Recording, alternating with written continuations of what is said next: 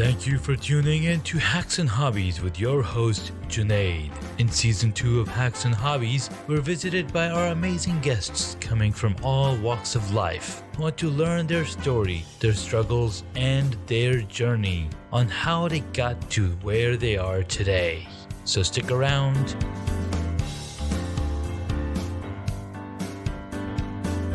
Yeah, tell us about yourself and how you got started and Well, yeah. Again, so what I'll do is I'll go back to the point that you were saying about the fact that I'm been sort of multifaceted my whole career, and again that stems from the fact that when I finished university and didn't really know what I wanted to do, just had a degree in psychology. There's really nothing you can do with a degree in psychology, and so I took all of the university's tools and aptitude tests and what were my strengths and what were my interests, personality, Myers-Briggs, all that stuff, and it basically all whittled down as a suggestion for me to go into marketing or be a priest, and I was no priest.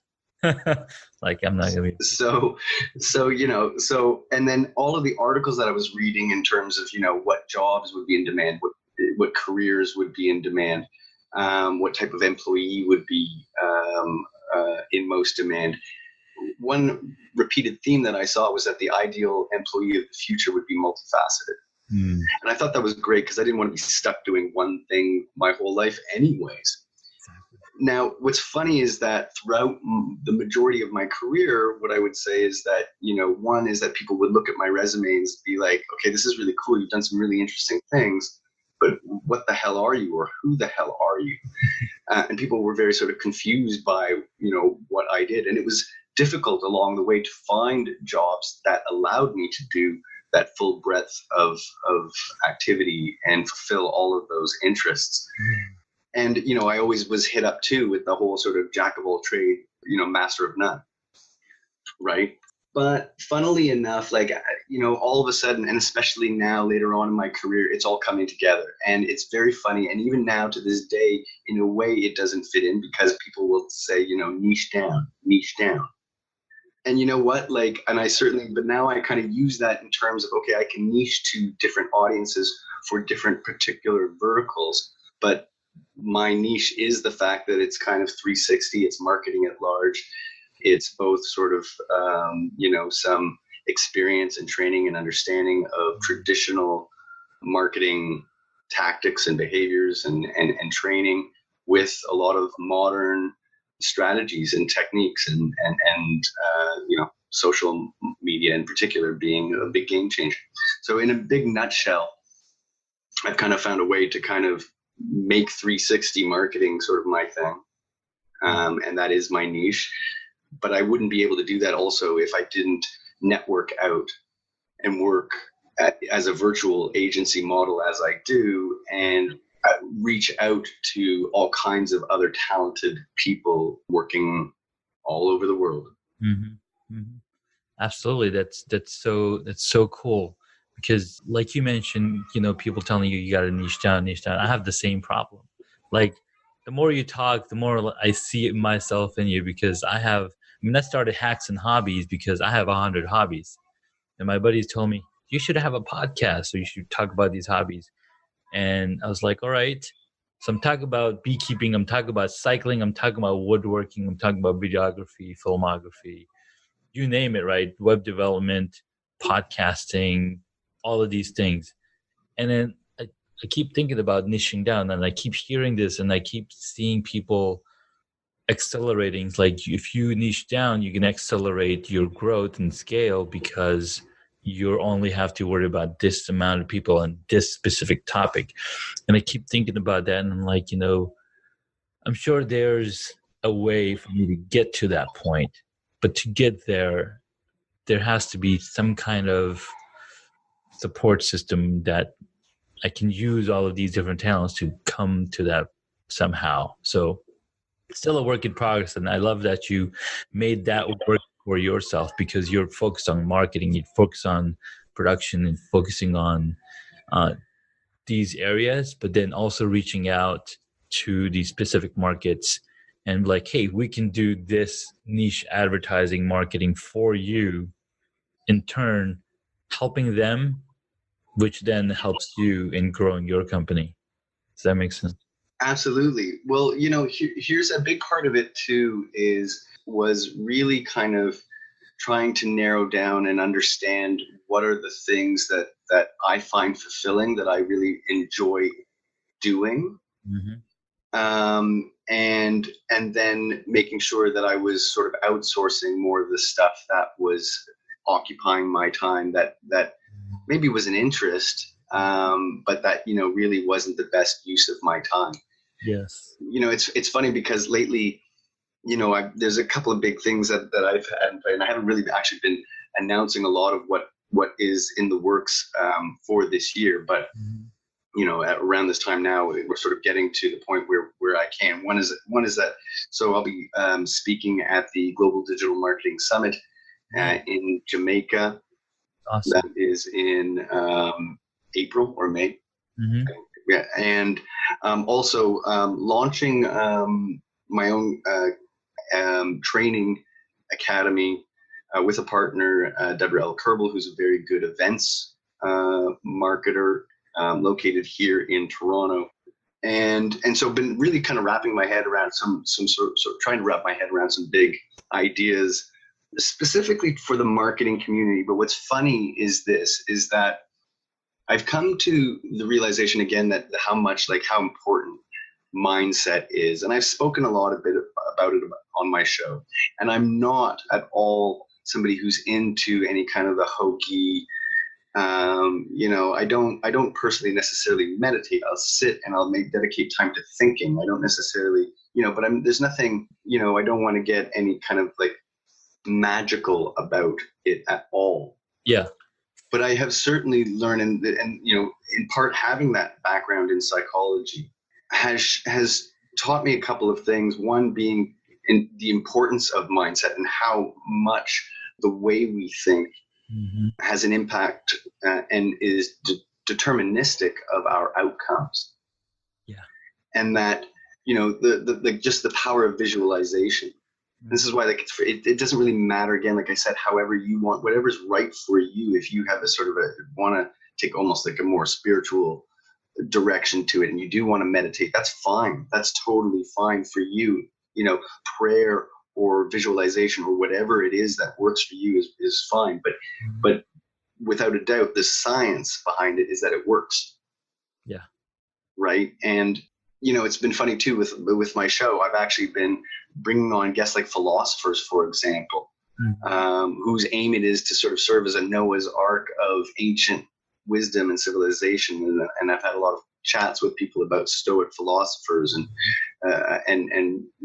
again, similarly, recognizing that, if things aren't going well in your life or in your business, in your marketing efforts, whatever it is, one is are you blaming other outside factors? Or are you taking responsibility for it yourself?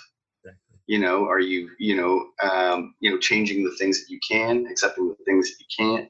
All of these things are major factors. So here's one of the big picture conclusions, and this is sort of out there, and so it's funny to be on a show and then just sort of vent this kind of stuff out. But I've come to the conclusion that success boils down to the optimal integration of being, whether that's your business or whether that's yourself. And some of this, in a way, stems from a quote from Gandhi, who said that happiness is when what you say and what you think and what you do are in harmony. And I hear a lot of people also sort of talk about this idea too of like work-life balance, and how that's a sort of a ridiculous idea, that it implies that you have to sort of take from one in order to give to the other, whether, in terms of work-life balance, whether that's your work, your life, your play, yourself, all these things. Yeah. And it's when you see them all in one sort of box, right, that as one thing, and find harmony and there's consistency in everything that you do. And this applies to a business too. This applies to a brand, right? If it is a fully integrated being, if what that business says is what it does, if it says, here's the problem that we solve, Mm-hmm. and they do it, Exactly. then that amounts to success. That begets success. That was a big rant, but No, that's absolutely true, because what people don't realize is that, sure, it's easy to say compartmentalize, right? So, right, compartmentalized. your work is separate, your life is separate, it's easy to say, and we hear about it in the movies and the TV shows. You got to learn to compartment. I don't even know how to say it. Compartmentalize. Exactly. Compartmentalize your life. Yes. Okay. It's impossible, because it to be human is to be one with yourself. And if you can be one with yourself in all aspects of your life, then you succeed. Because you don't succeed initially, but at least you're in the oneness. You have that self-awareness of, hey, this is what I can do, and this is what I cannot do. This is where I can bring people in to help me.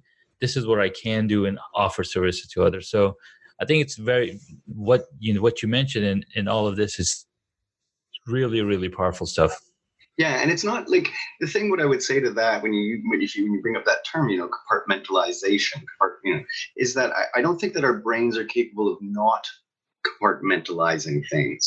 It's how it is, in part, like how our nature, and it's something that I've also sort of come to realize is, whatever it is you do, like, do not legislate, do not plan, do not organize in any way against nature.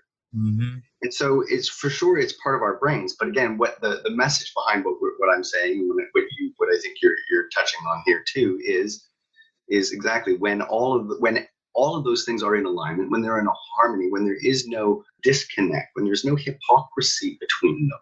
Yeah. You are closer to success. And I feel like, once at the level, once I start talking about these things, I feel a sense of obligation to approach it humbly and honestly, and say, hey, by the way, my shit stinks too. Mm-hmm. Like, I don't always follow my own advice. I don't, and there are people who are smarter than I am, and more experienced than I am, and better educated than I am, and more articulate than I am. Yeah. But these are the things that certainly where my head has been at. Yeah. But it's been very funny how I've been finding recently too, with posting content, how you have to allow people to get, you have to trust people to know what they need at the time and allow them to go through that. Mm-hmm. It's very funny. Like, I've been doing this little campaign for fun in a way. It's just really this like be ballsy campaign with a bunch of posters, and it's a quote with us from some historical figure. Mm-hmm.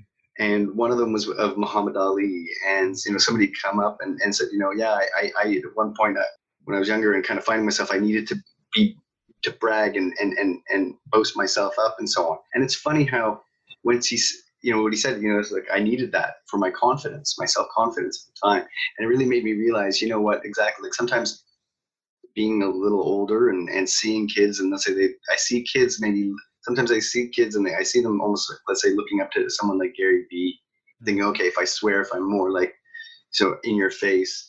Yeah. And on one hand, I'm like, hey, you don't have to try so hard.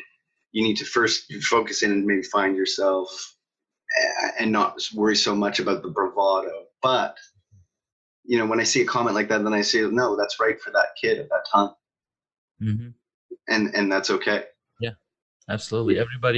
Everybody has their own journey, and there's no need to compare yourself with somebody else, because everybody is unique in their own thinking, in their own mind, in their own circumstances that they had to go through to be at that point. It's really, yeah, and your point is really good. I mean, to channel your competitive nature inwards and make yourself your own competitor is also a very useful sort of mindset Mm-hmm. tool that I would say that I use, and it's important because again, it's also, again, I think it's in our nature, and there's no way of fighting against it, that we Yeah. for sure have, what you call, let's say, like status monitors. Mm-hmm. You can't help but see what the other person has, what they, and you're constantly assessing your status. The question I think with these days that people need to get their heads out of that ranking idea, or just sort of accepting it and just say, well, whatever. Like, even if you feel that you're sort of, okay, you know what, I feel like I'm a little low on this totem, what are you going to do about it? Mm-hmm. Climb yourself up. It does no good to sort of begrudge Right. somebody who's further up on that totem pole. We have this weird kind of societal caricaturization, of these greedy, wealthy millionaires Yeah. who are sucking all of us dry. Yeah. Well, who are they? Right? I mean, we know who they are. It's Bill Gates. It's Mark Zuckerberg. Right? It's right. So, and are these guys standing on a balcony with rifles shooting at poor people? No. Mm-hmm. Right? That's not how they're living their lives, and it's not how. In fact, they too are earnestly trying to do, I think, in many cases, a lot of good in the world. Many of them. Yeah. There's always bad apples amongst the. Absolutely. Absolutely. And some of the points that you mentioned about, it's so much easier to see what somebody else is doing, and that's why reflection is so important. Like when you wake up in the morning and you're washing your face, you're reflecting and you can fix your hair, but then when you're done, you know what you look like. So we need to have a mirror in front of us to see how you're doing. And so reflecting is important in that you can see how somebody else's status is, how many hearts you've got. Like when I look at you, I see, like for example, if you have some kind of an augmented reality, you can see Yeah. all the things that you're doing, but I can't see that for myself unless I hold up a mirror to myself. So I think that's important. And then when you mentioned about using yourself as the or competing against yourself, that's exactly how Michael Jordan became who he is, because he would compete against himself. He's like, I don't care what everybody else is doing. Steph Curry is the same story. He would get up at 6 a.m. in the morning and be out shooting hoops from the 3-pointer line. And that's all what he did. People would be rolling in. So if you're not working hard, like super hard and like busting your chops, then you can compare all you want with somebody else, but then you don't know what they're doing to get to where they are. Yeah.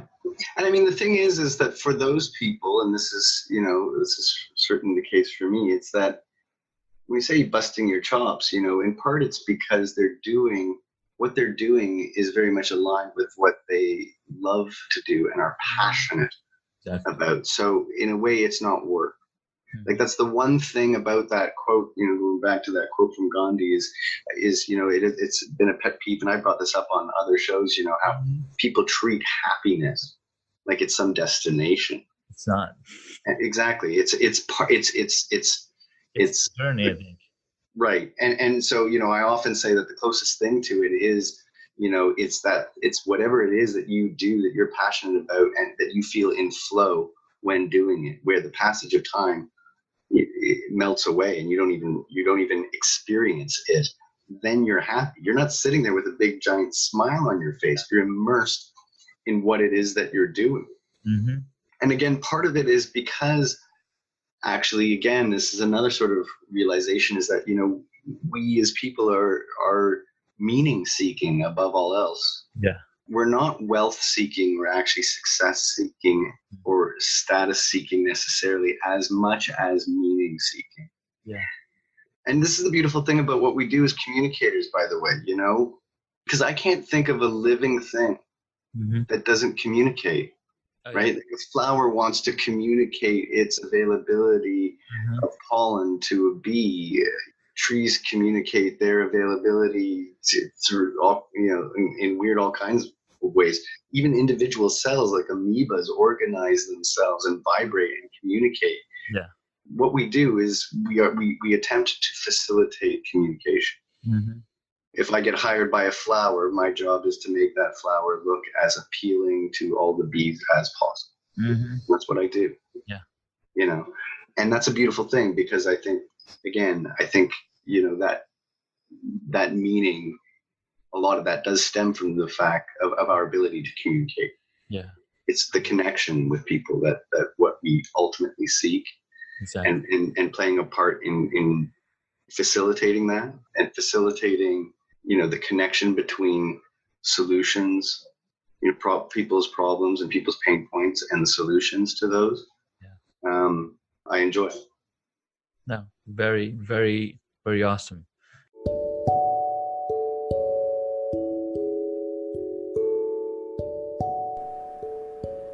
If you haven't heard about Anchor, it's the easiest way to make a podcast. Let me explain. It's free. There's creation tools that allow you to record and edit your podcast right from your phone or your computer.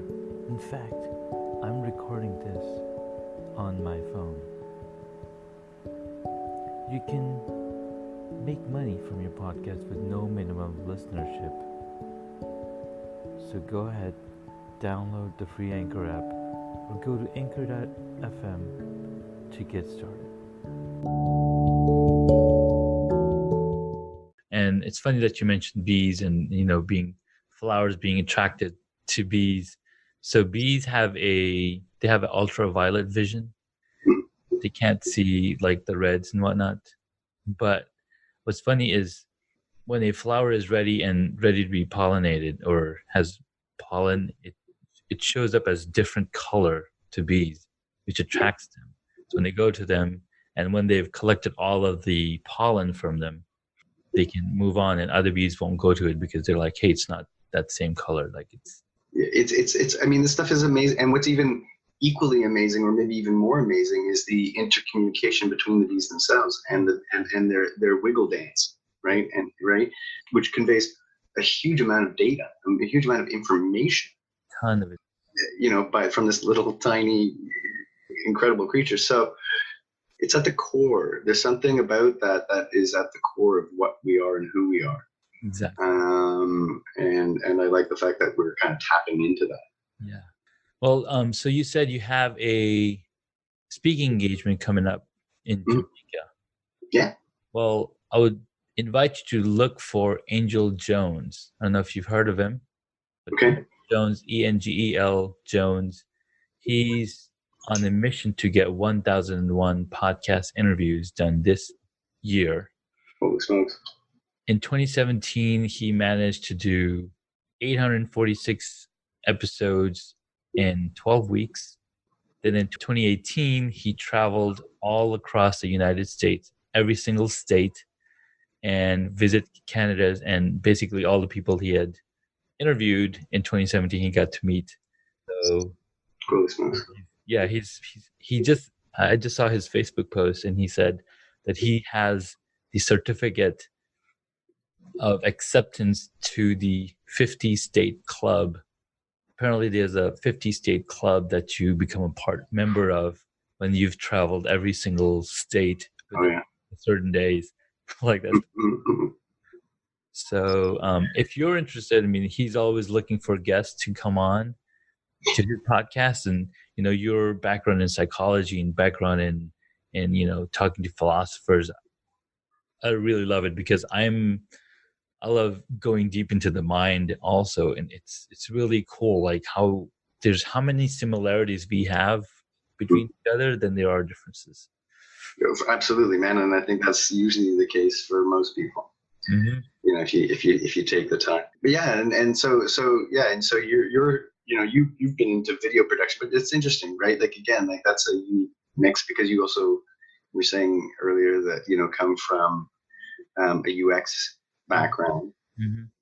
right? And, so all of this stuff is very relevant today. You know, UX is very, very relevant again in the marketing landscape at large because of really its introduction of agile methodology and design thinking, which people don't talk as much about today. No. And my personal take is this: it's funny because, you know, like, again, coming from the industry for a while, I would say the better part of my experience worked under what, you know, people call the waterfall approach, or BRUF, you know, the bottom up priorities. But, you know, but agile methodology really comes from software development. And the thing is, though, is that this is the pace of the world now for everything. Right? And everything. So this iterative approach is very relevant. I would also say that, by the way, like, there's always been an element of agile. There was always an element of agile within waterfall, and agile / design benefits from some of the structure of waterfall. But it's a concept that's really important for everybody to wrap their heads around. And this actually ties in. Actually, I'm really glad that the conversation went here, because this ties into what we were talking about in terms of, again, what I would say is our silos. So we could say it's silos of the mind or silos of a business. Yeah. They have to be integrated. They have to be in harmony now. Absolutely. This is because this is the pace of the world now, and this is the pace of business, that everything can inform every other chain within it. And so everything has to become iterative. It allows, in creating that structure for a company, for a business, it allows you to become more adaptive and to change course. But this is all stems from, you know, we're still very much trapped in between the industrial age of thinking and the information age of thinking. Yes. In the information age, really, you have to sort of break down those silos, those categorizations. Yeah. Whether it's in your mind or whether it's in your business. Absolutely. And I think the internet has helped in many ways to break down those silos. Like, you got to know all of these things to be able to present yourself online, right? And like, one of the main things that UX designers and focus on is, you know, user advocacy, empathy, understanding your users, understanding the people, the humans that are using your products.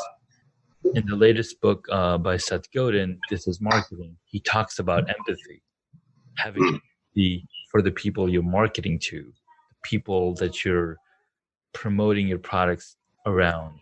And he's like, you know, it just turned out to be in such a way that marketing and advertising were in the same bucket for the longest time, but they're totally two different things.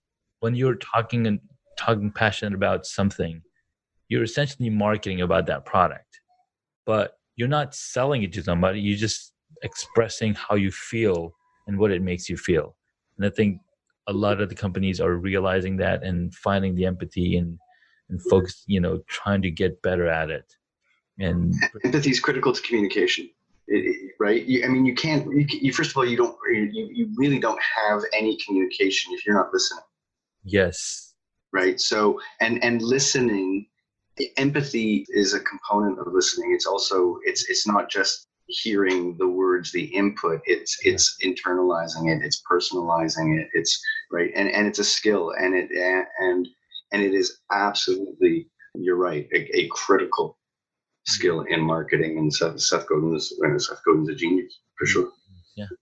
So I was like, okay, when did he start blogging? And I looked him up. I think it was like sometime June of 2002, one blog post, and he talked, and the title was Boring. And he's like, he was stuck in some city, and he went to the market, and he's like, all the markets were so boring. It's like after you've shopped online, shop at a store, because you can't search as fast as you can when you're shopping online. And it's really funny. It's really interesting. But okay, so we've had some really awesome conversation. about marketing. Communication is super, super important, and having the empathy to understand and listen, the philosophy, the psychology of it all. And, when you mentioned that, when you did your bachelor's in psychology and you're like, what am I going to do with having a psychology degree? Well, you can see exactly where it led you, because psychology is anything, Yeah. right? It's funny, and I'll bring it back to one thing with that too, because this is funny that I've been thinking a lot about too. And one of the people that I'm a big fan of is in the realm of psychology is Carl Jung, and he's the guy who came up. There's two things that I find myself constantly coming back to. Two quote. One is him. This quote of him saying that people don't have ideas; ideas have people.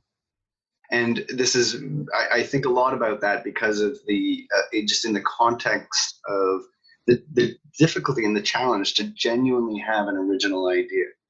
And again, in terms of this is why often I find myself, it is for that reason that I didn't try so hard to have original ideas now.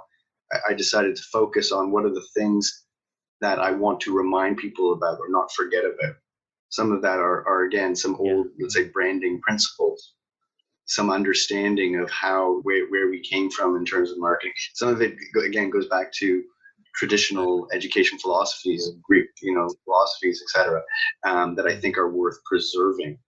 But the other thing that Carl Jung is very well known for, again, is this concept of the zeitgeist, right? This sort of universal consciousness. And what I find very interesting is, again, how nature is kind of replicates itself, or there's a certain sort of fractal quality to the universe itself, right? Like you can zoom in at various layers and still see common patterns, and how things connect and how people connect is very similar as is, let's say, a bacterial growth. Not to be cynical about about humans, but we do the same thing. So when you brought up again the internet and then you bring up psychology, this is what sometimes I think this is what we're doing. We're rebuilding the zeitgeist digitally, and it's in its infancy. And so what you see, part of it means that actually what you see is that sort of almost the infancy of our behavior, the infancy of ourselves. That's all of the crap that you see sometimes on Twitter, or the way that people behave. But I do believe that there are enough people having conversations like these that are at least that there's enough of that sort of zeitgeist influence steering it towards what it is. What I think that's what we're doing. Whether we're, and I don't know that we're necessarily conscious of it. I don't think we are. No, you're absolutely right. And if you saw the interview Elon Musk with Joe Rogan, and you talk about AI and talk about how Facebook, Twitter, LinkedIn, Instagram, Snapchat, they are the big beings that are collecting and learning, doing the data modeling from our behavior. Like we are essentially teaching the computer how we behave and learn from that. Pretty interesting. All right, so we've got some questions towards this point in the conversation. What is one hobby that you wish you got into? Oh, wow. Ooh, that's a good one. I've done a lot in music, and I guess I could say I've done it all. I mean, I wish that I certainly, would have loved to have gotten in, learned piano officially. A lot of the stuff that I did, I taught myself. I didn't teach guitar. I taught myself guitar when I was in university. I kind of taught myself drums starting in high school. So I played a lot of instruments, but I certainly would have loved to have started early. At the end of the day, yeah, I think maybe painting or something. I mean, the funny thing is for sure, there's several things that I could say that I am. I'm an entrepreneur. I'm a web developer. Maybe I'm a copywriter. All of these things, but a lot of it boils down to being honest. And what's funny is that programmers make the best artists because the way they use absolutely and programming in itself is an art, because not every developer will write the same number of lines of sentences to come to the same. It's pretty powerful, right? Oh yeah, no, it is an art. It is a way of thinking. A great way that working with, and I've worked with a lot of developers, and one of them had this very great way of putting it. And what I should preface this with is that he was a very hard worker. He would burn midnight oil until that program worked the way according to spec. But he would say, programmers are fundamentally lazy. And what he really means by that isn't that they're lazy, want to sit around, on their couches eating Cheetos all the time. It's just that they love identifying a Yes. repeated task and then finding a solution that now eliminates the need to continually repeat that task and waste their time doing it. And it's a beautiful way of thinking. Absolutely. All right, next question. What is your favorite movie or TV show? If none, how about a book?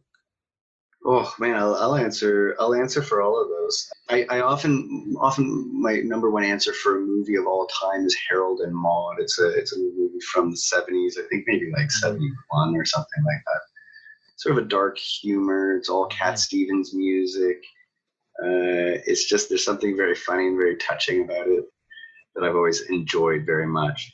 I would also add, like, when it comes to movies, by the way, like Quest for Fire is also one, for some reason, I always come back to as being like brilliant. Like, and I love all the Bournes stuff. Like, for TV shows, I honestly don't watch that much TV these days. Certainly, like growing up, and one of my all-time favorites was WKRP in Cincinnati. Again, that's like, I suppose that one was the 80s or something like that, But just an incredible, like, sort of variety for the cast, and hilarious. And some good music in it too. You'll notice some common musical interests between stuff I put on my show. And books, I will say probably the one that I always like still stands the test of time is Man's Search for Meaning by Viktor Frankl. You know that book? Yeah, right. So exactly. It's a very short, quick, easy read. Half of it is about his experience as a prisoner of a concentration camp and what he witnessed in his experiences of that. And again, it's a very just incredible insight into human nature. And then the latter half being, about his theory of logotherapy, which I find a very sort of practical grounding and basis for a lot of, I guess, the mindset stuff that works for me. Very cool, man. All right, 2 more questions. What is your favorite superhero? Oh, geez. That's a really tough one. I wasn't much of a comic book kid, by the way. I know my brother was into Thor a lot, and there certainly was something very cool about Thor and the mythology sort of behind him, and just his hammer and all this stuff. Like, there was something pretty damn cool about him. And Superman is always a fascinating one. And it's actually, it's fascinating from a marketing perspective in a way, right? Because I don't know how well you know the history of Superman, but he originally had a number of limitations. He could just jump over buildings and that sort of thing. But then his powers expanded and expanded and expanded to the point where he was essentially completely omnipotent. Like, there's nothing, you couldn't harm him. And the second that he had no limitations, he became boring. Kryptonite. There's something instructive about humans in that, right? That we decide to, we can always I definitely believe we can make the world a better place. But but having this expectation or this of a utopia is almost unhealthy, in the sense that it's not even what we want. So much fun, right? Oh, it goes with the territory. Like I said, I've been there. I've been very lucky today. Awesome. These guys have been pretty good. Last question. If you were a board game, what would it be? Oh, I'd have to choose chess. It's a very multi-layered, complex game, like anybody is. Perfect, man. So where can my audience find you? Where can they go? Oh, okay, yeah. So for sure, if they want to hear or watch the YouTube videos, BIYF.marketing is our website. And again, that stands for balls in your face. .marketing. My business website is jdnevins.ca. That's jdnevins.ca. And Just iamjulian.space. I haven't really played, touched, or done anything on that page for a long time, mind you. And certainly I'm on LinkedIn and around on Facebook and so forth. So yeah, please tune in, subscribe. We've got season 2 coming up of BIYF. Some really good guests lined up for that. We had an amazing lineup of guests last year in 2018. So I'm really stoked for that as well. Man, thank you so much for your time. This is awesome. We learned so much cool things from you, and definitely keep in touch. Learn more of how your automation is working to create, bring your YouTube to your podcast, and back and forth. I figured out some things where I published my podcast, and then there's a service that'll create a video of the podcast audio, but then it's not the same as the interaction of video that you.